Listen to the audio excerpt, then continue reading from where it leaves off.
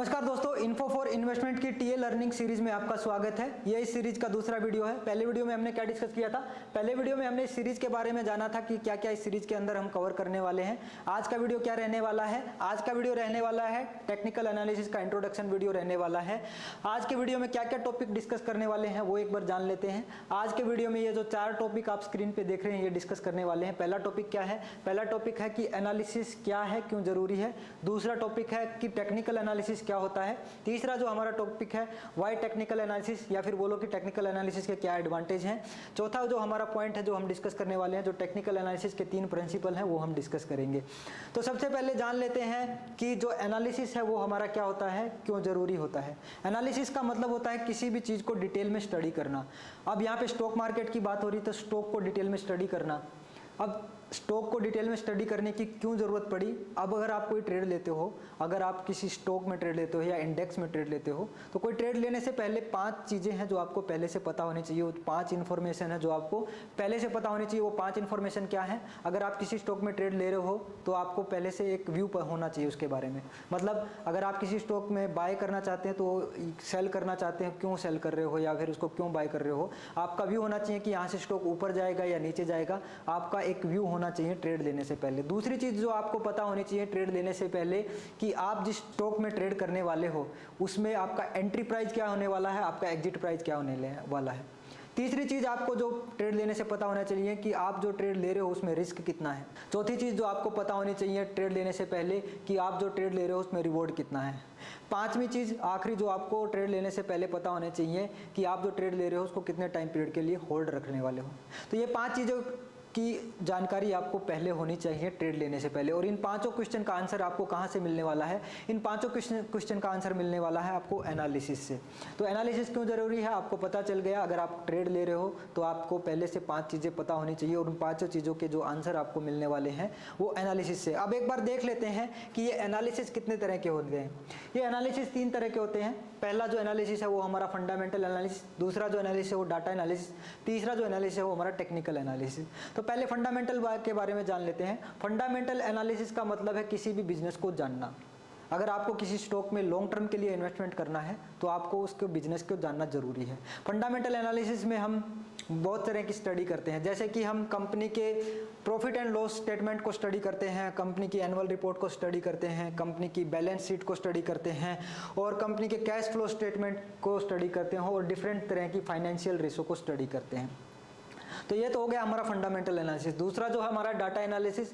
Data analysis में क्या होता है, आपको मार्केट में व्यू बनाना है तो आप क्या कर सकते हो, आप मार्केट मेकर्स को फॉलो कर सकते हो। मार्केट मेकर्स कौन होते हैं? जो बड़े प्लेयर होते हैं, जैसे FIA हो गया, DII हो गया या फिर प्रोप्राइटर हो गया। आप इनके डाटा को रीड करके इनको फॉलो कर सकते हैं। आप इनके ऑप्शन के, आप इनके फ्यूचर के डाटा को रीड करके इनको फॉलो कर सकते हैं, क्योंकि ये मार्केट मेकर हैं। ये मोस्ट टाइम ऑफ द ये जो इनका व्यू होता है वो सही रहता है।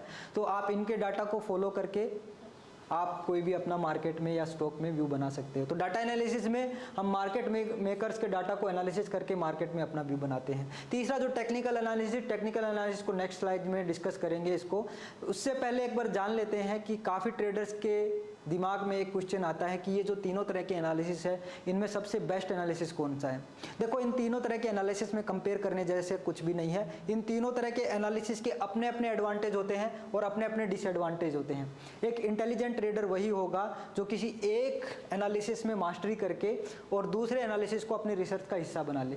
एग्जाम्पल के तौर पे अगर हम टेक्निकल एनालिसिस में मास्टरी कर लेते हैं तो डाटा एनालिसिस को अपनी रिसर्च में ऐड कर सकते हैं, उसकी हम हेल्प ले सकते हैं। एग्जाम्पल के तौर पे फंडामेंटल एनालिसिस में आपने मास्टरी कर ली तो आप टेक्निकल एनालिसिस को अपनी रिसर्च में ऐड कर सकते हैं। तो एक इंटेलिजेंट इन्वेस्टर बोलो या फिर इंटेलिजेंट ट्रेडर बोलो वही होगा जो एक एनालिसिस में मास्टरी करके दूसरी एनालिसिस को अपनी रिसर्च का हिस्सा बना ले। इनमें कंपेयर करने जैसा कुछ भी नहीं है। सबके अपने अपने एडवांटेज होते हैं, सबके अपने अपने डिसएडवांटेज होते हैं। अगर आपको ट्रेडर बनना है, आपको ट्रेडिंग करनी है तो आपको मास्टरी टेक्निकल एनालिसिस में करनी होगी या तो डाटा एनालिसिस में करनी होगी। फंडामेंटल एनालिसिस लॉन्ग टर्म के इन्वेस्टर के लिए है। अगर आपको लॉन्ग टर्म में इन्वेस्ट करना है तो आपको मास्टरी फंडामेंटल में करनी होगी और टेक्निकल एनालिसिस को एज ए एंट्री पॉइंट के लिए आपको स्टडी करना होगा। तो अब एक बार देख लेते हैं कि जो हमारा टेक्निकल एनालिसिस है वो क्या है। टेक्निकल एनालिसिस है study of charts. Study of chart में क्या क्या आ गया एक बार देख लेते हैं। स्टडी ऑफ चार्ट में आ गया हमारा स्टडी ऑफ प्राइस। प्राइस में क्या आ गया, जैसे कैंडलस्टिक पैटर्न आ गया, जैसे यहाँ पे बॉटम में बुलिश एनगल्फिंग कैंडलस्टिक पैटर्न बना, उसके बाद स्टॉक ऊपर गया, ठीक है। उसके बाद स्टडी ऑफ प्राइस में क्या आ गया, हमारा चार्ट पैटर्न, जैसे यहाँ पे हमारा inverted head and shoulder pattern बना, उसके बाद स्टॉक ऊपर गया। स्टडी ऑफ प्राइस में आ गया हमारा ट्रेंड लाइन का ब्रेकआउट हुआ, ठीक है, फिर उसके बाद ऊपर गया। तो उसके बाद स्टडी ऑफ वॉल्यूम। वॉल्यूम क्या है, बॉटम में आप देख सकते हो यहाँ पे हैवी वॉल्यूम आया, मतलब यहाँ पे बाइंग हुई। Study of indicators. इंडिकेटर्स जैसे यहाँ पे एक आरएसआई को हमने ड्रॉ किया है, यहाँ पे देखो आरएसआई में हायर हाई बनाया और प्राइस में लोअर लो बनाया, यहाँ पे डाइवर्जेंस क्रिएट हुआ और इसके बाद स्टॉक ऊपर गया। तो टेक्निकल एनालिसिस है study of price, study of indicator, study of volume, इसको हम टेक्निकल एनालिसिस करते हैं। अब टेक्निकल एनालिसिस से हमें कितनी उम्मीद रखनी चाहिए वो एक बार देख लेते हैं। टेक्निकल एनालिसिस जो करते हैं आपको उससे कितनी उम्मीद रखनी चाहिए। आप अगर 1 या 2 मंथ में टेक्निकल एनालिसिस सीख के अगर आप सोचो कि आप अपने पैसे को डबल कर सकते हो, ट्रिपल कर सकते हो, तो ऐसा नहीं है। टेक्निकल एनालिसिस को सीखना आसान है, बट उसमें मास्टरी करना उतना ही मुश्किल है। मुश्किल तो नहीं बोलूँगा, बट उसमें मास्टरी करने के लिए आपको काफ़ी मेहनत करनी पड़ेगी। कितनी मेहनत करनी पड़ेगी, आपको सबको अलग अलग टाइम पीरियड लग सकता है मास्टरी करने में, सबका अपना एक अलग टाइम पीरियड हो सकता है। बट काफ़ी लोग डर जाते हैं कि अगर टेक्निकल एनालिसिस या फिर हम कोई भी एनालिसिस करते हैं तो जो हमारा मुकाबला होने वाला है वो बड़े बड़े प्लेयर से होने वाला है शेयर मार्केट में, तो हम उनकी बराबरी नहीं कर पाएंगे, जैसे FII की। हाँ, ये बात सच है कि आप उनकी बराबरी नहीं कर पाओगे, बट आपको सर्वाइव करने के लिए क्या करना होगा उसको एक बार एग्जाम्पल से समझते हैं।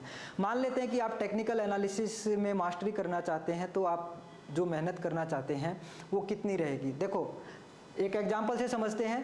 यहाँ पे मान लेते हैं कि ये एक जंगल है और जंगल में बहुत सारे जानवर रहते हैं, बहुत सारे जानवर रहते हैं जंगल में। बट जंगल का राजा कौन होता है, जंगल का जो राजा होता है वो शेर होता है। जंगल का राजा शेर होता है। जंगल का राजा क्या करता है, दूसरे जो जानवरों का शिकार करता है। बट किन जानवरों का वो शिकार कर पाता है, वो उन जानवरों का शिकार कर पाता है जो या तो कोई गलती करते हैं या फिर कमज़ोर होते हैं, ठीक है, उन्हीं का शिकार कर पाता, बाकी सभी जानवरों का शिकार नहीं कर पाता। और कौन सा जानवर इस जंगल में सर्वाइव कर पाता है, वही जानवर इस जंगल में सर्वाइव कर पाता है जो अपने आप को लगातार इम्प्रूव करता रहता है, अपने आप को स्ट्रॉन्ग करता रहता है, या फिर कोई गलती नहीं कर पाता। अब इसको शेयर मार्केट से रिलेट करें तो अगर शेयर मार्केट एक जंगल है तो इस जंगल के राजा कौन है, इस जंगल के राजा FII, DII जो बड़े प्लेयर प्रोप्राइटर हो गए वो हैं। अब आपको उनसे बचने के लिए, उनके शिकार से बचने के लिए क्या करना होगा, आपको जो जितने भी रिटेलर हैं उनसे तेज भागना होगा। वो आपने वो कहावत तो सुनी होगी, अगर जंगल में शेर आ गया तो 2 दोस्त थे, जंगल में शेर आ गया तो क्या करेंगे। तो पहला दोस्त बोलता है कि हम भागेंगे, दूसरा दोस्त बोलता है कि शेर से थोड़ी भाग सकते हैं। वो पहला दोस्त बोलता है मुझे शेर से थोड़ी भागना, मुझे तो तुझसे तेज भागना है। तो ठीक ऐसे ही आपको अगर शेयर मार्केट में सर्वाइव करना है तो बाकी के जो रिटेलर्स हैं उनसे आगे रहना पड़ेगा, अप टू डेट रहना पड़ेगा, अपने आप को लगातार इंप्रूव करना पड़ेगा। इतनी मेहनत करनी पड़ेगी आपको कि रिटेलर्स से आप आगे रह सको, तो आप बचे रहोगे, ठीक है। तो ये जो उम्मीद हमें टेक्निकल एनालिसिस से रखनी चाहिए कि पहले हमें मास्टरी करनी होगी, मास्टरी में आपको काफ़ी मेहनत करनी पड़ेगी, उसके बाद टेक्निकल एनालिसिस से बहुत बड़ा पैसा कमाया जा सकता है, बहुत अच्छा रिटर्न निकाला जा सकता है। बट स्टार्टिंग में आपको मेहनत करनी पड़ेगी। अब एक बार देख लेते हैं नेक्स्ट स्लाइड में क्या है हमारे। नेक्स्ट स्लाइड में why technical analysis, technical analysis क्यों ज़रूरी है, मतलब या फिर बोलो कि टेक्निकल एनालिसिस के क्या एडवांटेज हैं। पहला, इजी टू अंडरस्टैंड। मैंने बताया कि टेक्निकल एनालिसिस को समझना आसान है, बट मास्टरी में आपको टाइम लगेगा, वो प्रैक्टिस पे आएंगी वो सब चीज़ें। दूसरा, किसी भी सेगमेंट में अप्लाई कर सकते हैं, जैसे कि आप इसको कहाँ पे अप्लाई कर सकते हो। आप इसको अप्लाई कर सकते हो क्रिप्टो में, इसको फ्यूचर में, ऑप्शन में, कमोडिटी में, किसी भी सेगमेंट में आप इसको अप्लाई कर सकते हो। अगर फंडामेंटल की बात करें तो फंडामेंटल, स्टॉक्स का फंडामेंटल डिफरेंट तरीके से होता है, क्रिप्टो का फंडामेंटल तो होता ही नहीं है। दूसरा, कमोडिटी का फंडामेंटल अलग तरीके से होता है, करेंसी का फंडामेंटल अलग तरीके से होता है, सबका फंडामेंटल अलग अलग तरीके से होता है। डाटा एनालिसिस भी आपको जो बहुत सारे सेगमेंट में डाटा एनालिसिस आपको देखने को नहीं मिलेगा। तो टेक्निकल एनालिसिस क्या है, हर सेगमेंट में काम करता है, क्रिप्टो में, फ्यूचर में, ऑप्शन में, सब हर सेगमेंट में काम करता है। तीसरा जो पॉइंट है इसका एडवांटेज है लो कॉस्ट सेटअप है। और चौथा बेस्ट फॉर बिगनर, बिगनर के लिए बेस्ट है, इजी टू अंडरस्टैंड है, बट मास्टरी करने में आपको फिर से बोल रहा हूँ टाइम लगेगा। अब जो ये टेक्निकल एनालिसिस के 3 प्रिंसिपल हैं वो देख लेते हैं। आप जो स्क्रीन पे देख रहे हैं ये 3 प्रिंसिपल हैं, आप इन पर इनको देख लीजिए, इनको एक एक करके डिस्कस करते हैं। पहले प्रिंसिपल को डिस्कस करते हैं। पहला जो प्रिंसिपल हमें क्या बोलता है, पहला प्रिंसिपल बोलता है कि मार्केट डिस्काउंट एवरीथिंग। इसका क्या मतलब है, इसका मतलब है कि किसी स्टॉक से रिलेटेड ऑल इंफॉर्मेशन, चाहे वो हिडन इन्फॉर्मेशन हो, चाहे वो सोशल इन्फॉर्मेशन है, वो उसके स्टॉक प्राइस में रिफ्लेक्ट होती है।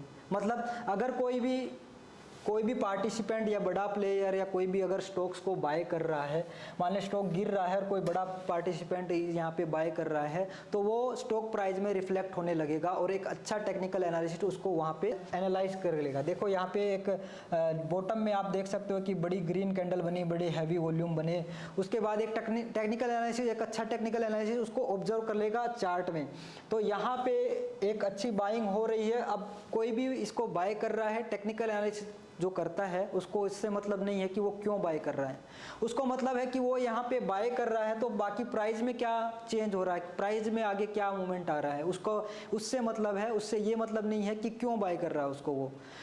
अब ये जो बाय कर रहा है उसका अपना रीजन हो सकता है, उसको चाहे पता हो कि कंपनी के फ्यूचर में अच्छे रिजल्ट आने वाले हैं, बट जो टेक्निकल एनालिस्ट है उसको इस बात से नहीं लेना देना कि वो यहाँ पे क्यों बाय कर रहा है। उसके बाद यहाँ पे इस लेवल को होल्ड किया और उसको ब्रेकआउट देके ऊपर में गया स्टॉक। तो पहला जो पॉइंट है आप समझ गए कि स्टॉक से रिलेटेड ऑल इंफॉर्मेशन उसके प्राइस में डिस्काउंट होती है। नेक्स्ट जो हमारा प्रिंसिपल है वो एक बार देख लेते हैं। नेक्स्ट जो हमारा प्रिंसिपल है प्राइस मूव इन ट्रेंड। इसका क्या मतलब है, देखो कोई भी स्टॉक्स है अगर वो गिर रहा है तो एक पैटर्न में गिरेगा, अगर कोई ऊपर उठ रहा है तो एक पैटर्न में उठेगा। एग्जांपल के तौर पे अगर ये जो स्टॉक है हमारा यहाँ से गिरा और यहाँ से गिरने के बाद यहाँ से गिरा और यहाँ तक गिरा, तो वो सीधा नहीं गिरा, एक पैटर्न में गिरा, यहाँ पे एक पैटर्न बनाया, उस पैटर्न में ही गिरा, ठीक है। फिर अगर ये स्टॉक को हम आगे देखें तो एक रेंज बनाया, तो उसके बाद बॉटम में एक रेंज बनाया और यहाँ से उठा तो एक पैटर्न में उठा। तो स्टॉक प्राइस क्या है, एक पैटर्न में उठते हैं और एक पैटर्न में ही गिरते हैं। उस 3 तरह के ट्रेंड होते हैं, अप ट्रेंड, डाउन ट्रेंड या फिर साइडवेज, ये 3 तरह के ट्रेंड होते हैं। इनको डिटेल में नेक्स्ट वीडियो में डिस्कस करने वाले हैं। तो ये हमारा जो है दूसरा प्रिंसिपल है। अब एक बार देख लेते हैं कि जो हमारा लास्ट प्रिंसिपल है वो क्या कहता है। लास्ट प्रिंसिपल कहता है कि history tends to repeat itself. इसका मतलब है कि मार्केट के जो पार्टिसिपेंट होते हैं सेम तरह की सिचुएशन में सेम तरह का बिहेवियर करते हैं। मतलब अगर कोई सेम सिचुएशन होती है तो मार्केट के पार्टिसिपेंट सेम तरह के, मास साइकोलॉजी होती है ना, सेम तरह का बिहेवियर करता है। इसीलिए तो जो हमारे सपोर्ट एंड रेजिस्टेंस काम करते हैं। मतलब यहाँ पे कोई स्टॉक को बाय कर रहा है, अगर मैं आपको यहाँ से दिखाऊं तो यहाँ पे अगर कोई स्टॉक को बाय कर रहा है इस लेवल पे, तो यहाँ पे दोबारा अगर आता है तो वापस से जो मास साइकोलॉजी यही कहती है कि यहाँ पे वापस से बाय करना चाहिए। तो मास साइकोलॉजी सेम तरह की सिचुएशन पे सेम तरह का बिहेव करती है। ये अजम्पशन, 3 अजम्पशन है हमारे टेक्निकल एनालिसिस के। तो हमने आज के वीडियो में जो टॉपिक्स थे वो सब कवर कर लिए। आज के वीडियो में बस इतना ही। नेक्स्ट वीडियो में हम क्या जानने वाले हैं, नेक्स्ट वीडियो में हम ट्रेंड्स के बारे में जानने वाले हैं। आज का वीडियो बस इतना ही। आशा करता हूँ आज का वीडियो आपको पसंद आया होगा। अगर वीडियो पसंद आया तो वीडियो को लाइक ज़रूर कर देना। तब तक के लिए thank you, bye, take care, जय हिंद।